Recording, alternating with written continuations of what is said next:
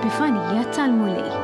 Nilqawkom għal din il-quddiesa mill-Konkatedral ta' San Ġwan immexxija mill-Arċisqof Charles Scicluna.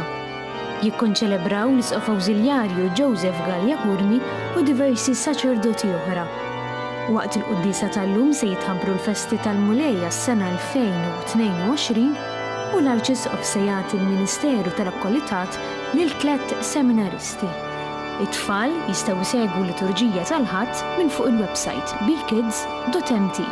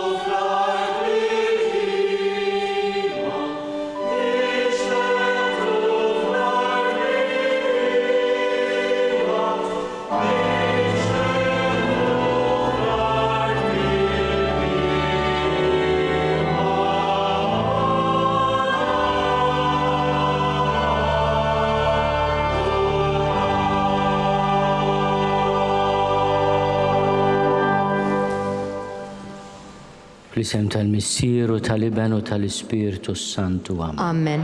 Il-paċi ma'kom. U miegħek ukoll.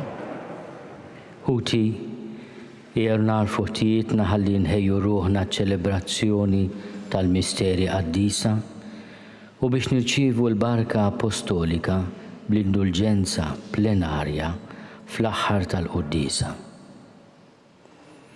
Nistqarla Alla li jista' kollox u lilkom ħuti li ngħadni b'ħafna bil-ħsieb, bil-kliem, bil-emil u billi ħallejt dmirijieti. Ħtija tiegħi bl-akbar ħtija tiegħi. Għalhekk nitlob lill-Imqazza Marija dejjem Verġni, lill-anġli u l-qaddissin kollha u lilkom ħuti biex titolbu għalija lill-Mulej Alla tagħna. Eħenna lina Alla li jista' kollox jafrinna d-nubietna u jwassalna l-ħajja ta' dejjem. Amen.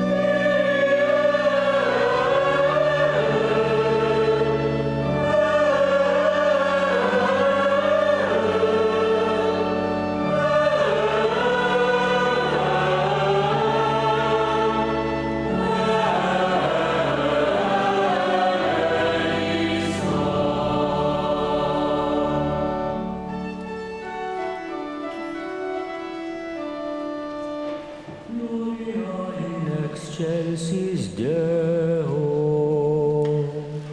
Et in terra pax hominibus bone voluntatis.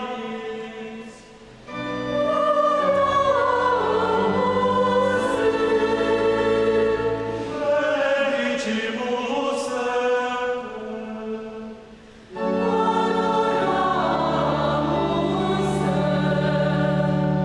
glorificamus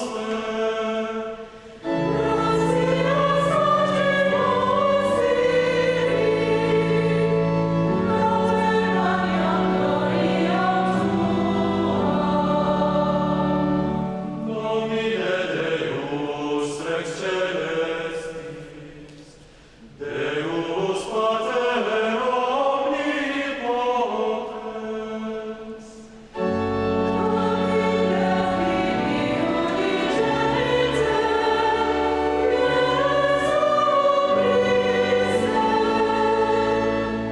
Domine Deus Agnus Dei, Filius Patris,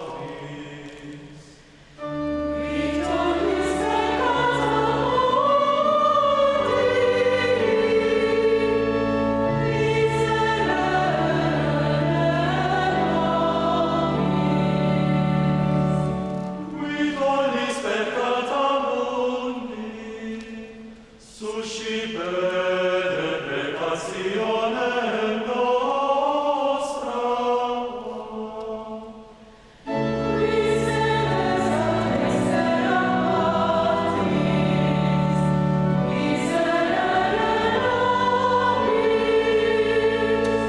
Quoniam tu solus sanctus,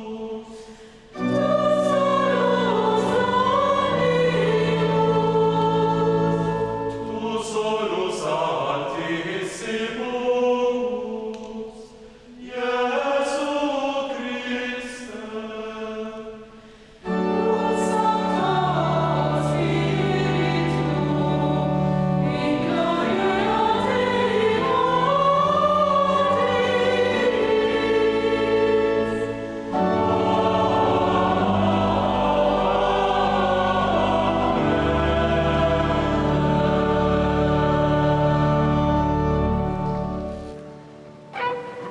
Nitolbu.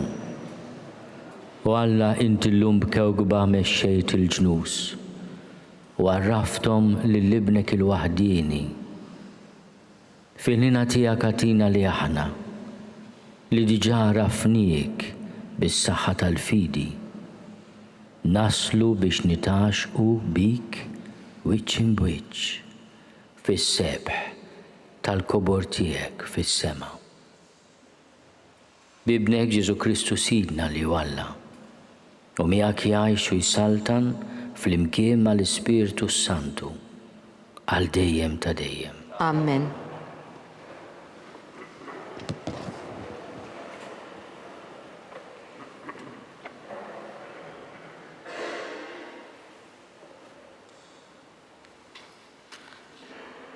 Qari mill-ktieb tal-profeta Eżajija. Ħajiddi wiċċek, id-dawl tiegħek wasal. Jiddi fuqek sebħ il-mulej. Ara dlamijiet jiksu l-art u sħab iswed il-popli. Iżda fuqek jiddi l-mulej u s-sebħ tiegħu ifiċ fuqek. Il-ġnus qatt jimxu fid-dawl tiegħek u slaten fid-dija tas-sebħ tiegħek. Olli u dawwar għajnejk madwarek u wara. Il-kol miġbura ġejjin għandek. U liedek ġejjin mill-bot u bnietek iġorruhom fuq id-dirajn. Imbagħad ħares u wiċċek jiddi u tħabbat u timtela qalbek għax fuqek taqa' l-kosra tal-ġid tal-ibħra u l-għana ta' ġnus jiġi għandek. Imrieħel tal-ġimla qatt jattuk, l-ġimla żgħar ta' Midjan u Efa. Il-kol minn seba jiġu mobbija bid-deb u l-inċens u xandru t-tifir tal-mulej. Il-kelma tal-mulej. Inroddu ħajr lill-Alla. Il-ġnus kollha tal-art jagħtuk qima mulej. Il-ġnus kollha tal-art jagħtuk qima mulej. O Alla, għati lis-sultan il-ħaq tiegħek, il-ġustizzja tiegħek lil bin is-sultan biex jiġġudika l-poplu tiegħek bil-ġustizzja u bil-ħaq l-imsejknin tiegħek. Il-ġnus kollha tal-art jagħtuk qima mulej. Tħaddar fiemu il-ġustizzja u slim kotran sa ma jintemm il-qamar. Isaltan minn baħar sa baħar u mixmara sa truf l-art. Il-ġnus kollha tal-art jagħtuk qima mulej. Islaten ta' Tarsis u tal-Gżejjer jagħtuh ir-rigali. Islaten ta' Seba u ta' Saba u tjiet iġibulu. Iqmuh islaten kollha, il-ġnus kollha lilu jaqdu. Il-ġnus kollha tal-art jagħtuk qima mulej. Għaxu jeħles lil-fqil li jsejjaħlu u lill-imsejken li m'għandux min jgħinu. Iħenna d-dajjef u għal-fqajjar il-ħajja tal-fqajrin isalva. Il-ġnus kollha tal-art jagħtuk qima mulej.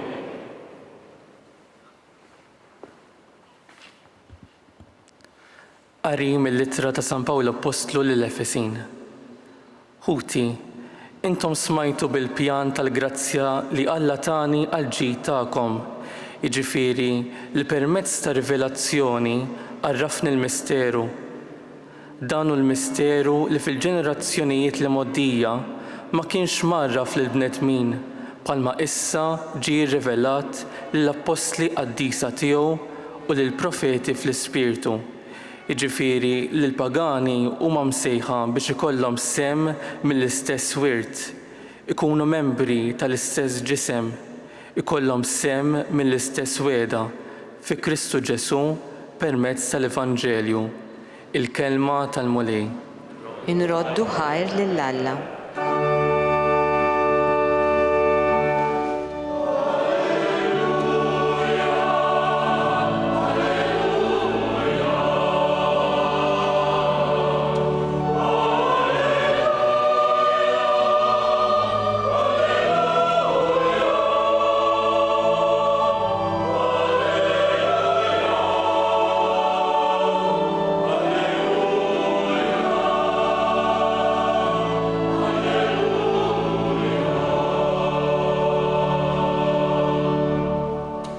Rajna l-kewba tiegħu tiela mill-vant u ġejna nqimu l-mulej.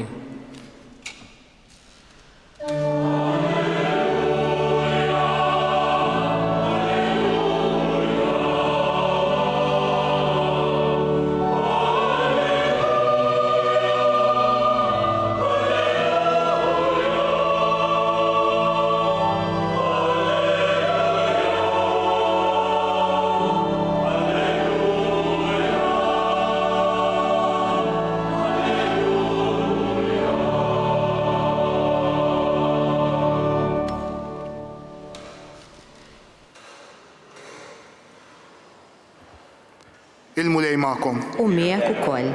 Qari mill-Evanġelju skont San Matteo. Glorja lilek, mulej.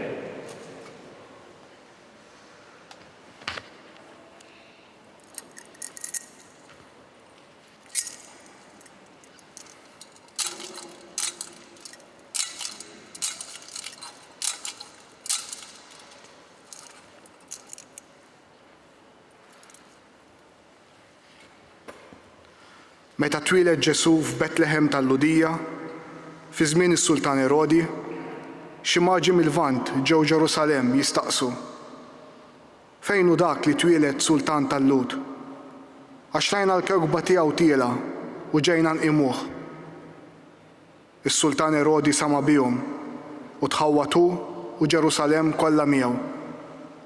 Ġabar flimkien il-qassisin il-kbar u l-kittieba kollha tal-poplu u rid jaf minn għandhom fejn kellu jitwielet il-Messija.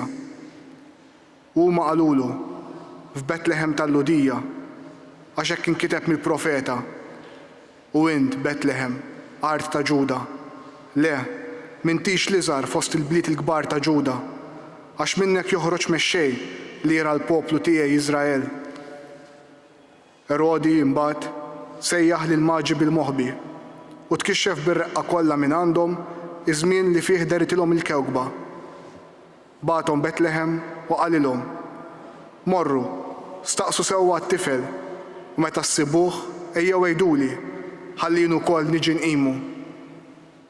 Dawk wara li semgħu lis-Sultan telqu u wara il-kewkba li kienu raw tiela bdiet mixja qudiemhom sakemm waslet u waqfet fuq il-post fejn kien hemm it-tifel. Kif raw il-kewkba imtlew b'ferħ kbir tas-sew.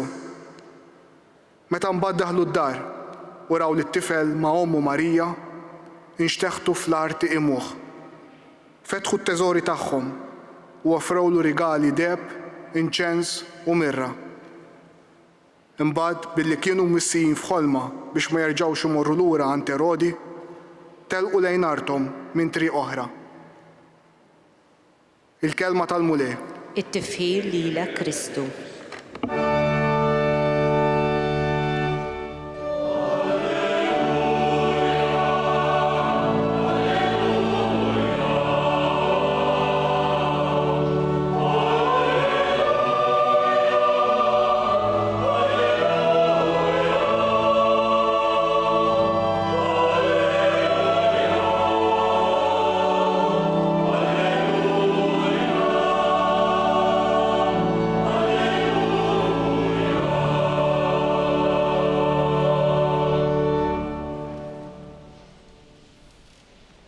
Ħuti eżiż, f'dawn il-ġranet der fostna s-sebħ tal-mulej u se jibqa' jidher sa ma jerġa' jiġi b'seta' u glorja kbira.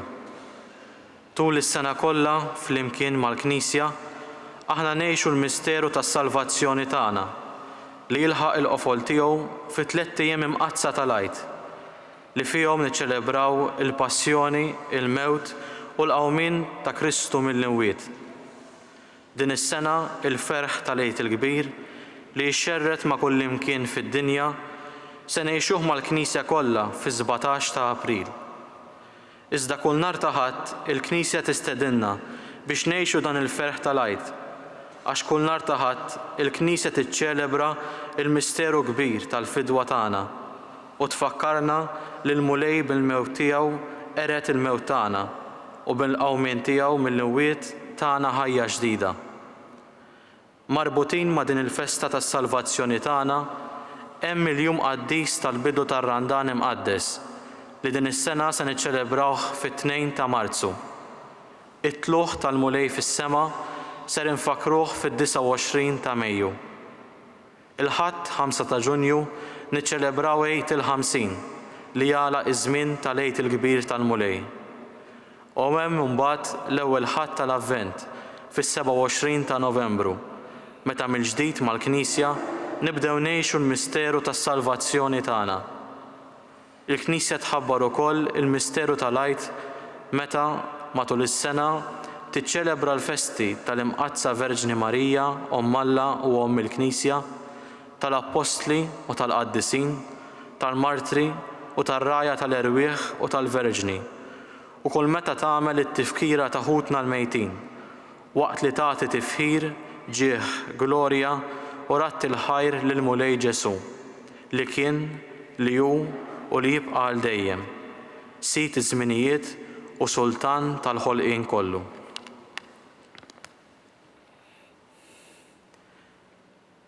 Jersqu dawk li se jkunu istitwiti akkoliti. Gilin Kamilleri mill-parroċċa ta' Sant'Anna Witilajn.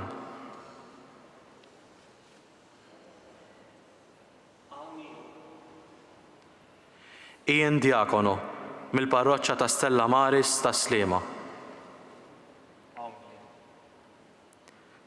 Clive Sejkel mill-parroċċa ta' San Giuseppe il-Kalkara.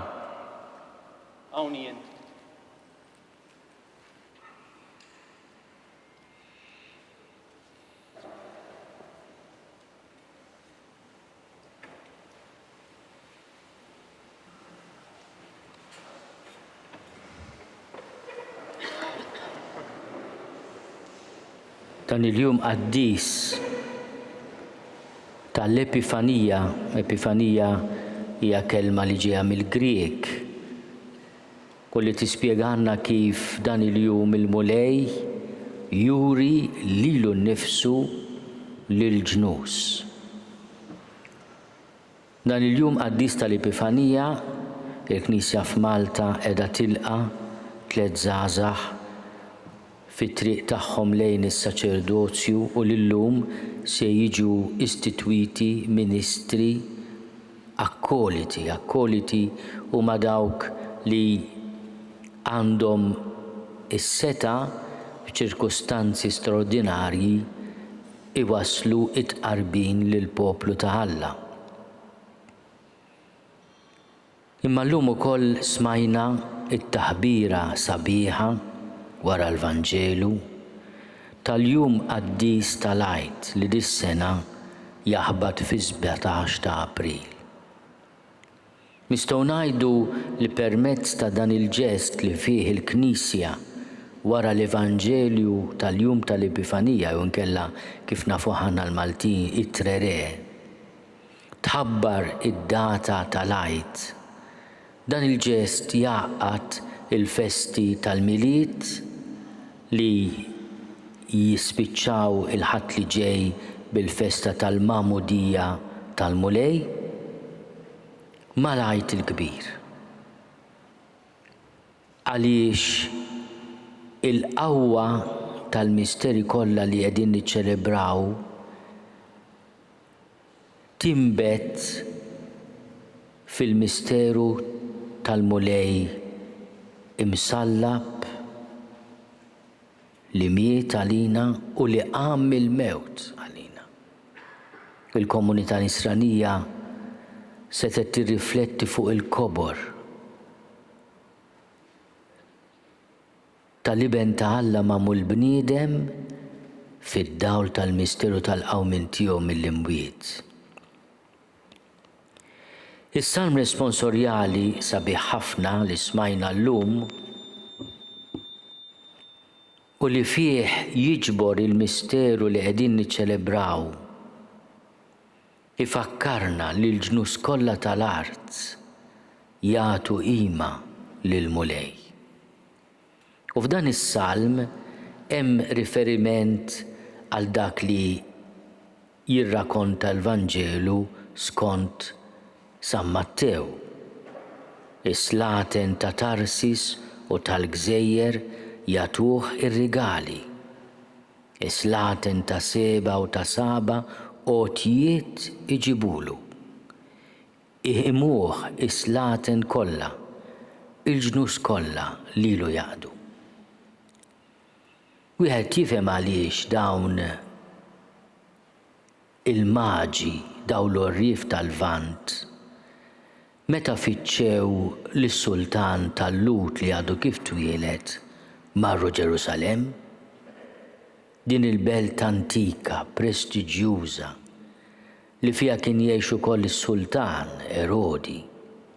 Mhux hemmhekk għandu jitwielet dan is-sultan tal-Lut. U anke Erodi tħawwad bil-miġja ta' dawn il-maġi ifittxu lil dan it-tifel li għadu kemm twieled.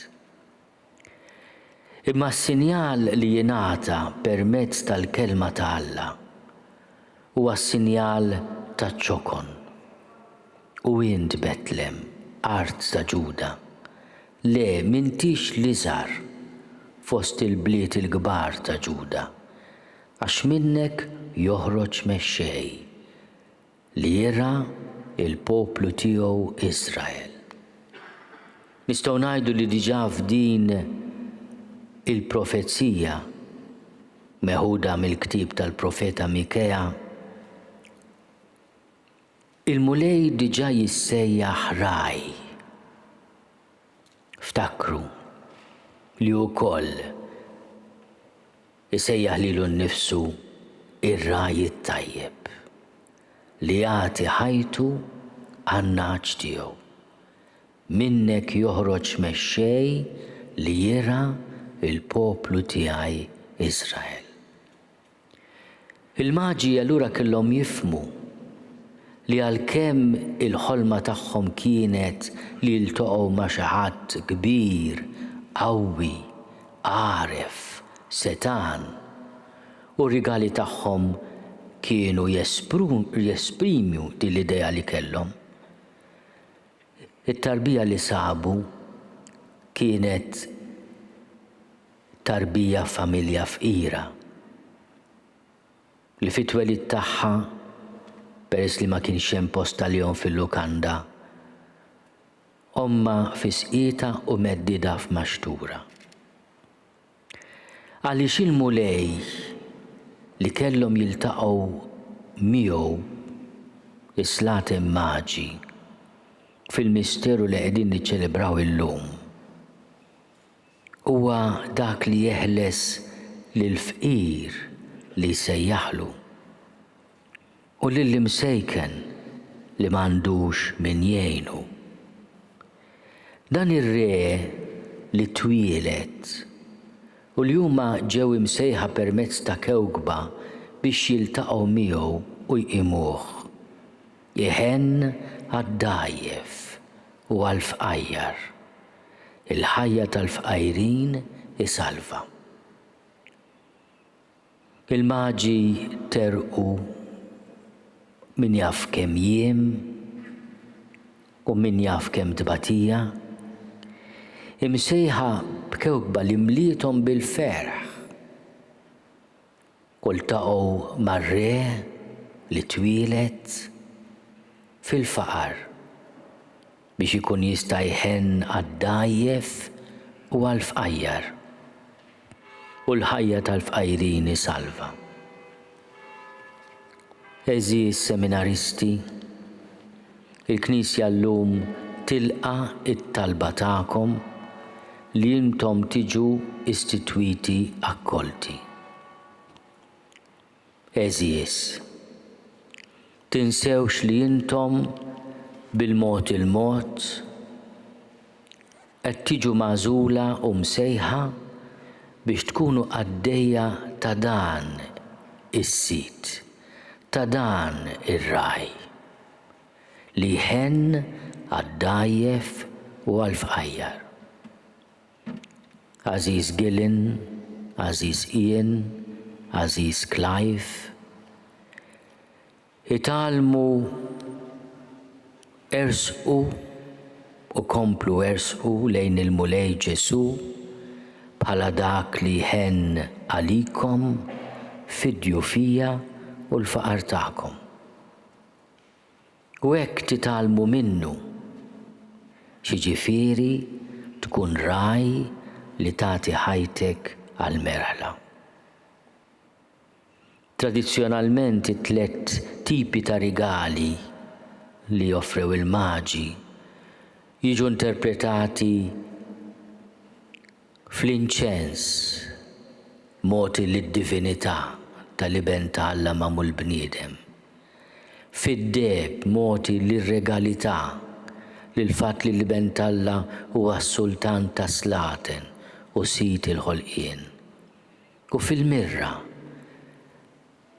li fih wieħed jaraf l-umanità tiegħu li tmut bħal ħabba li taqa' fl-art u tmut biex ma tibqax weħida imma tagħmel ħafna frott. Il-mirra li hija wkoll element importanti u prezzjuż fil-mediċina, fil-fejqan. Mhix biss dik li tipprepara il-ġisem għażiż għall-kefen, imma hija wkoll parti mit-terapija, mill-fejqan.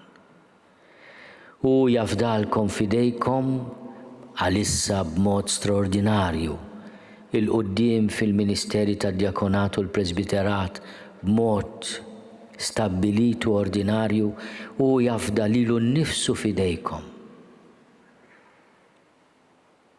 Għatuh il-qima tar-raj li jagħti ħajtu u jitolbuh li intom ukoll bħalu tagħtu ħajjitkom lill-poplu tiegħu.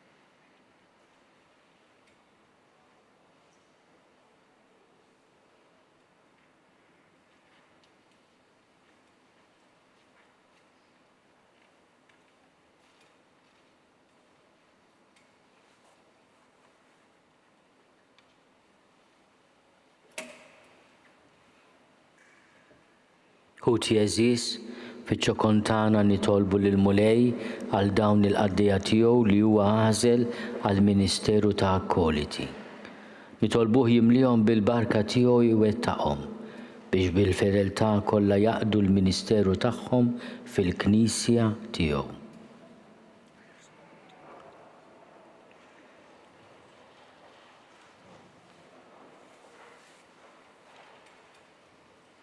U Alla taħnina bla qis, int bibnek il-waħdini Ġesu Kristu tajt il-ħobs tal-ħajja lill-Knisja tiegħek. Birek lil dawn l-aħwa tagħna, magħżula għall-Ministeru tal-Akkoliti, u għatihom il-grazzja li jaqduk bla qiegħda madwar l-altari mqazza tiegħek. Iqassmu bil-fedeltà l-ħobs tal-ħajja lil ħuthom u jikbru dejjem fil-fidi u fl-imħabba għal-bini tal-Knisja tiegħek bi Kristu Sidna. Amen.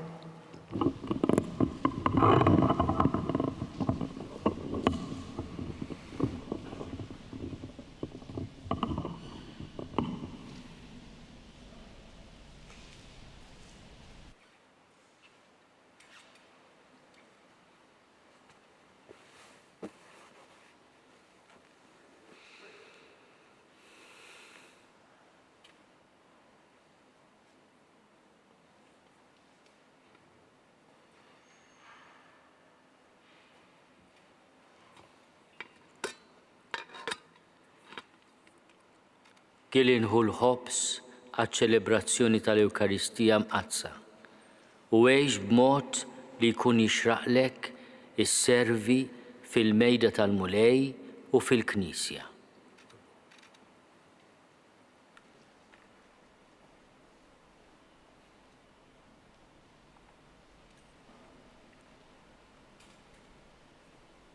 Jien hu l-ħobs għaċ-ċelebrazzjoni tal-Ewkaristija mqazza u għex b'mod li jkun jixraqlek is-servi fil-mejda tal-Mulej u fil-Knisja.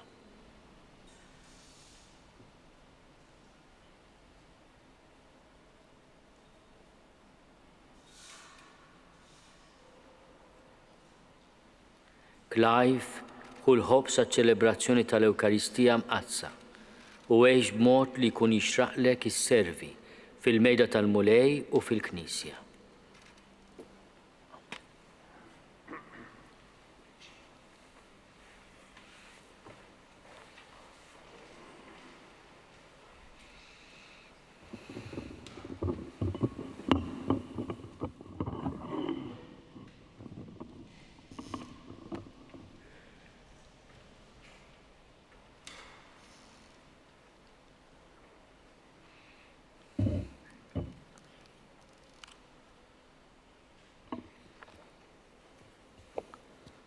Ħuti eżis illum il-maġi imxew wara l-kewkba biex minkejja kollox waslu u sabu l-feddej tal-bniedem. Ejjew nitolbu lill-Missier biex ma jiqaf qatt idawwalna ħalli naslu u nsibu lill-ibnu magħmul bniedem għalina.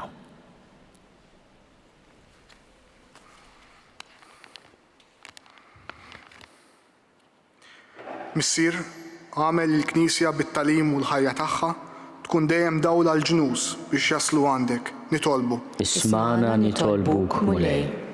Missier, dawwal il-mexxejja tan-nazzjonijiet biex huma wkoll ifittxu l-verità li tinsab fil-kelma tiegħek, nitolbu. Ismana nitolbuk mulej. Missier, għati slim u l-għaqda lil pajjiżi tal-Lvant minn fejn int sejjaħt il-maġi biex isibu lil-ibnek, nitolbu. Ismana nitolbuk mulej. Mulej, saħħaħ fl-aqda miegħek dawn l-akkoliti ġodda u mlihom bil-ħeġġa fis-servizz tiegħek u tal-Knisja, nitolbu. Ismana nitolbuk mulej. Missier, għati s-saħħa lill-morda, kun li mħabba f'qalb dawk li jieħdu ħsiebhom u għati lid-dinja kollha żminijiet aħjar, nitolbu. Ismana nitolbuk mulej. Missier, kun magħna l-koll biex narfu d-dawl li tibatilna f'ħajjitna li jurina minn tassew inti u jwassalna għandek, nitolbu. Ismana nitolbuk mulej. U Alla li d-dawwa li l-bnedmin kollha huma deħlin fid-dinja, ilqa' dawn it-talbit tagħna u jibqa' dawwalna sa ma niltaqgħu miegħek wiċċ imwiċċ bi Kristu Sidna. Amen. Jiena nemmen f'Alla wieħed il-Missier li jista' kollox li ħalaq is-sema u l-art, dak kollu li jidher u dak li ma jidhirx. U f'mulej wieħed Ġesu Kristu, iben waħdini ta' Alla, imnissel minn Missier qabel kull żmien. Alla minn Alla, dawl minn dawl, Alla veru minn Alla veru. Imnissel mhux magħmul, natura waħda mal-Missier u bih sar kollox. Niżel mismewiet għalina l-bnedmin u għall-fidwa tagħna. U ħal-ġisem bis-seta tal-Ispiritu Santu minn Marija Verġni u sar bniedem. Salbuh għalina bata taħt Ponzju Pilatu, mietu difnuh, u fit-tielet jum qam minn bejn l-imwiet skont il-kodba mqazza. U tela s-sema u jgħad fuq il-lemin tal-Missier u għandu jerġa' jiġi bil-glorja biex jagħmel ħaq mill-ħajjin u mill-mejtin u s-saltna tiegħu ma jkollix tmiem. U fl-Ispiritu Santu mulej li jagħti l-ħajja li ġej mill-Missier u mill-Liben li hu meqjum u mweġġa flimkien mal-Missier u mal-Liben u li tkellem f'hom il-profeti. U fi Knisja waħda, qaddisa, kattolika, apostolika, nistqar mudija waħda għall-maħfra tan-nubiet u nistenna l-qawma mill-imwiet u l-ħajja ta' żmien li ġej. Amen.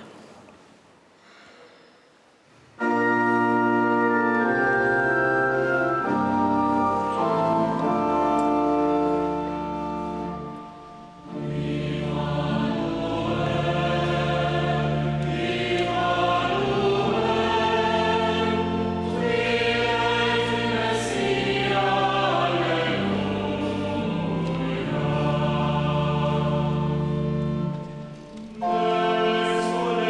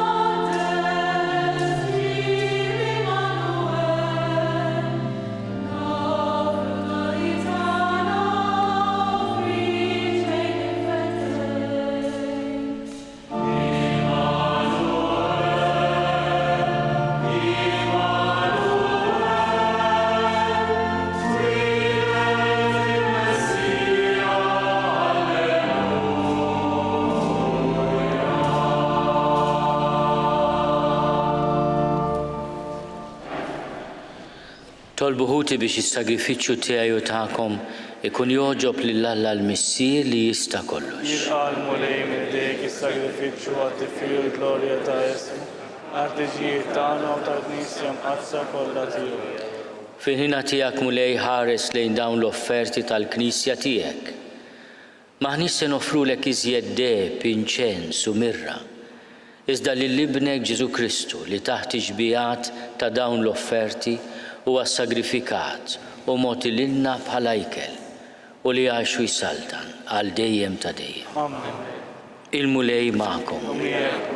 Nerfgħu qlubna l fuq. Niżuħajl il-mulej Alla tagħna. Sewwa u xieraq tas-sew mulej missier qaddis. Alla ta' dejjem li tista' kollox. Tajjeb u taġi tas-salvazzjoni tagħna li dejjem u kullimkien inrodulek ħajr. Għax inti llum dawwalt il-ġnus meta wrejthom fi Kristu il-misteru tas-salvazzjoni. U bid-dera ta' ibnek fostna bħala bniedem li jmut. Infejjaqtna bis-sebħ ġdid tal-ħajja tiegħu li qatt ma tintemm. Għalhekk mal-anġli u mal-arkanġli, matroni mad-dominazzjonijiet, maqtajja kollha tal-eżerċiti tas-sema, intennu l-innu tal-glorja tiegħek u ngħidu bla qiegħda.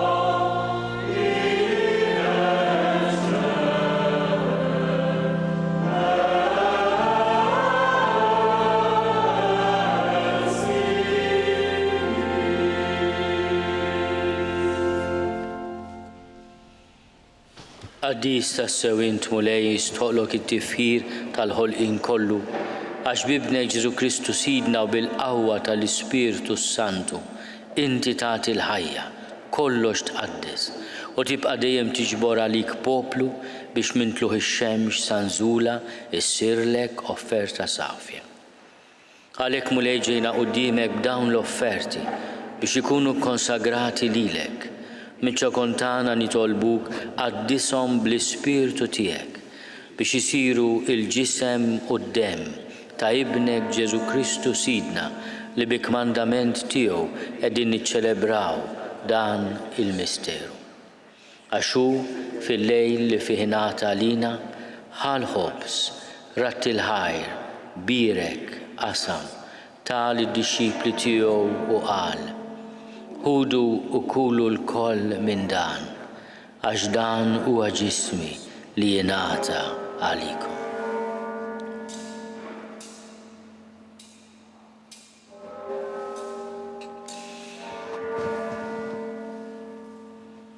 Hekk ukoll wara li klaħ l-kalċi reġgħet il-ħajr, tal id-dixxipli tiegħu u qal: Ħudu u ixorbu minnu l-koll, għax dan huwa l-kalċi ta' demmi tal-patt il-ġdid li jibqa' għal dejjem. Id-demm li jixxerret għalikom u għall-bnedmin kollha għall maħfra ta' dnubiet Għamlu dan tifkira tiegħi.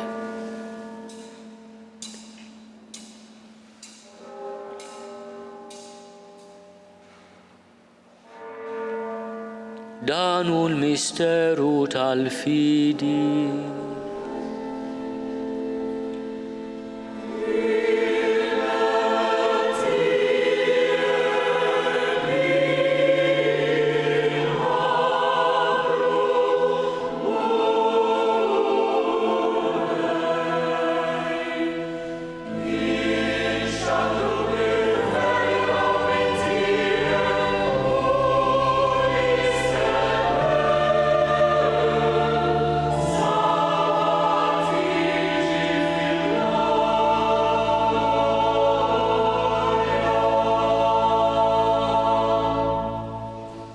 Għalhekk mulej aħna u nagħmlu dan tifkira tal-passjoni li bija ibnek fdina u tal-qawmin u kluħ glorjus tiegħu fis-sema. Aħna li qegħdin nistennew u nittamaw it-tieni miġġija tiegħu. Bratt il-ħajr nofrulek dan is-sagrifiċċju ħaj u qaddis. Ħares nitolbuk lejn l-offerta tal-Knisja tiegħek. Ara fija l-vittma li bis-sagrifiċċju tagħha rid terġa' tħabbibna miegħek. Għamel li aħna li se nissaħħu bil-ġisem u d-demm ta' ibnek, nimplew bl-ispirtu qaddis tiegħu u nkunu ġisem wieħed u ruħ waħda fi Kristu. Nitolbuk li jagħmel minna offerta li tibqa' għal dejjem quddiemek biex inkunu nistgħu niksbu l-wirt mal-magħżulin tiegħek. Mal-Verġni mqazzom Malla Marija, mal-Apostli, mal-Arus tagħha San Ġusepp, mal-Apostli u l-Martri glorjużi tiegħek u mal-qaddisin kollha li kif nittamaw jitlu dejjem għalina quddiemek. Għamel nitolbuk mulej li din il-vittma li terġa' tħabbibna miegħek tkun taslim u salvazzjoni għad-dinja kollha. Wettaq fil-fidi u fl-imħabba l-Knisja tiegħek tul il-mixja tagħha fid-dinja. Il-qaddej tiegħek il-Papa Franġisku. Li qaddej tiegħek mingħajr ma jistoqli, l-Isqof Joseph li qed jgħinni, l-Isqof Anton, l-isfijiet u l-ministri kollha tiegħek u l-poplu kollu li inti ksibt għalik. Il-qabittiba talbu x-xewqat ta' din il-familja li inti dritta tinġabar madwarek. Għader missier ħanin lilu li dek kollha kull fejn jinsabu u għadhom miegħek il-koll. Ħenna l-ħutna mejtin u għal daw kollha li ħallew din il-ħajja fis-sewwa tiegħek.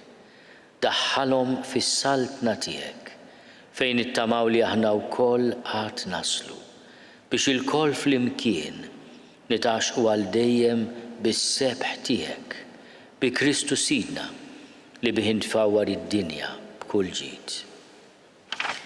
Bi Kristu ma' Kristu fi Kristu jingħata lilek Alla missi li tista' kollox flimkien mal-Ispirtu Santu kull ġieħu glorja għal dejjem ta' dejjem.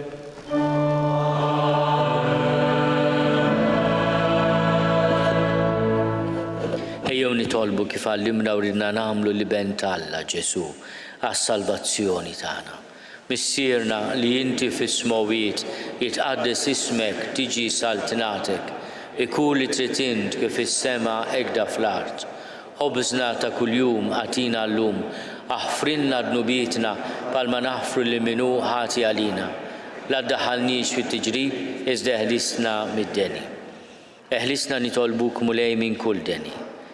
Għatina fit-tiebu ħnina tiegħek il-paċi fi żmienna biex inkunu ħielsa dejjem mid-dnub u mħarsa minn kull inkwiet. Aħna u nistennew u nittamaw il-għena u l-miġja tas-Salvatur tagħna Ġesu Kristu.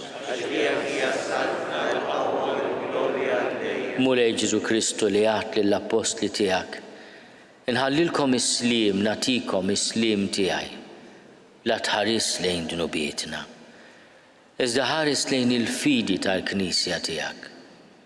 Għati jaslimu l-għaqda li jint trid fiha, int li tgħixu s-saltan għal dejjem ta' dejjem.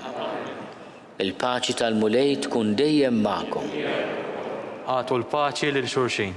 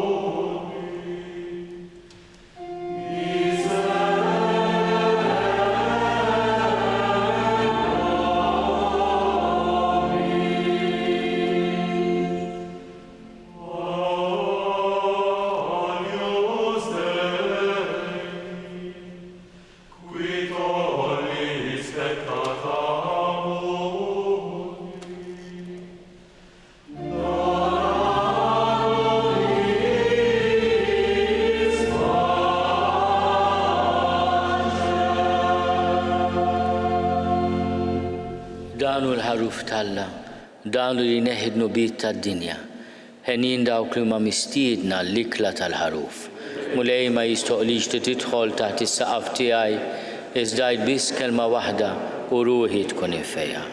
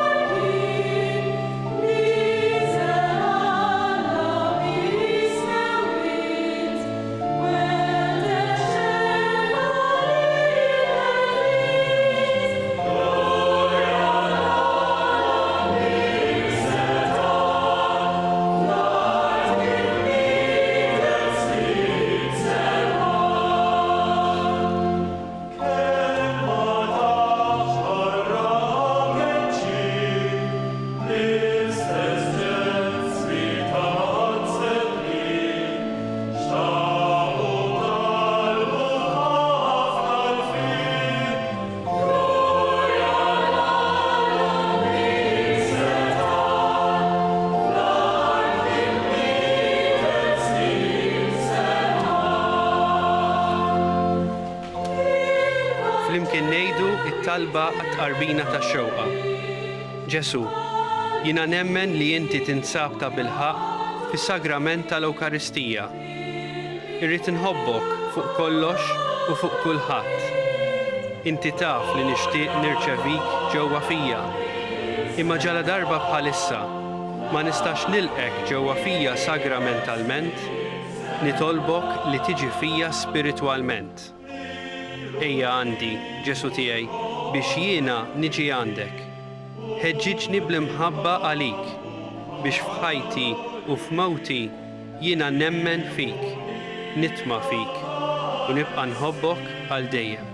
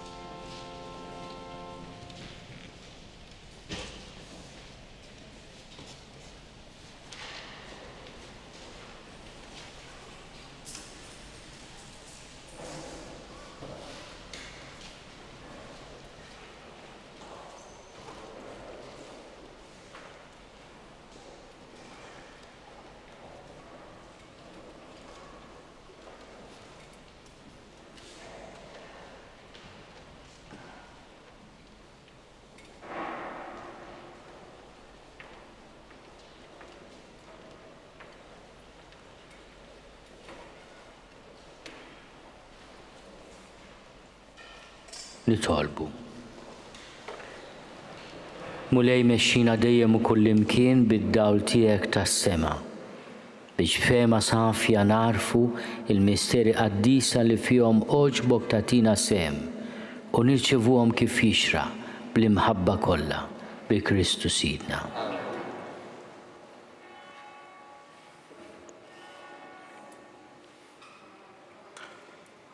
Missierna fi Kristu, Charles, għal-grazzja ta' Alla u tas-sede apostolika, Arċisqof tal-Knisja Qaddisa li f'Malta, fisem iqdusija tiegħu il-Papa, jagħti lil kull min jinsab preżenti u lil kull min qiegħed jissieħeb magħha bil-mezzi tal-midja li hu niedem u u tqarben il-barka apostolika bl-indulġenza plenarja.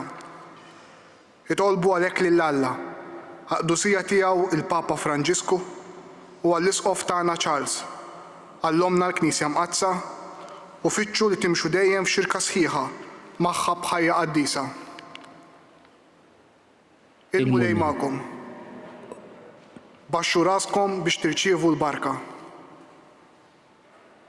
Alla li sejħilkom mid-dlamijiet tal-dawl tiegħu tal-aġeb, fit-tjubitu jagħtikom il-barka tiegħu u jwettaqkom fil-fidi, fit-tama u fl-imħabba.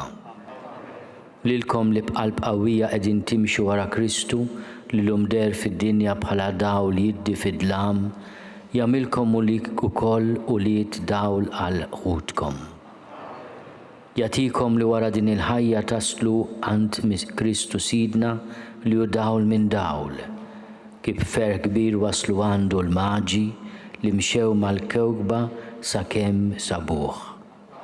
Bl-interċessjoni tal-Apostli San Pietru u San Pawl, iberikkom Alla li jista' kollox, il-Missier u l-Iben u l-Ispiritu Santu.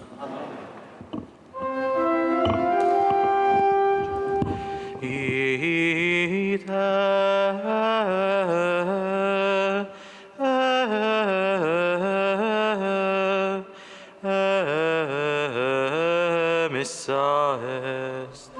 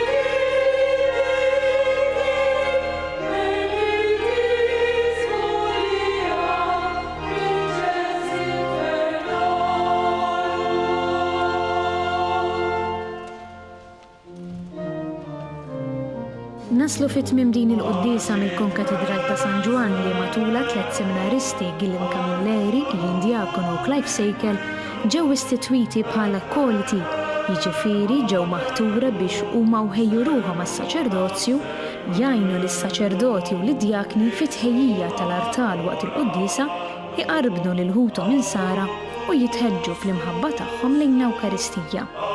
Infakru li min jixtieq jgħin lill-Arċidjoċeżi ta' Malta tkompli ħidmietha fis-soċjetà huwa mistieden jagħti donazzjoni online jew permezz ta' ċekk indirizzat lill-Arċidjoċeżi ta' Malta. Aktar dettalji ssibuhom fuq knisja.empty/donazzjonijiet. Tajjeb infakru wkoll li l-Knisja tkompli tappella biex il-kol osservaw b'attenzjoni l-miżuri għal ħarsien tas-saħħa bl-użu tal-maskra, il-ħasil tal-idejn u d-distanza soċjali. Flimkien, inkomplu nitolbu għas-saħħa tal-poplu tagħna u għall-persuni kollha fil-bżonn. Il-kumplament tal-ħadd it-tajjeb.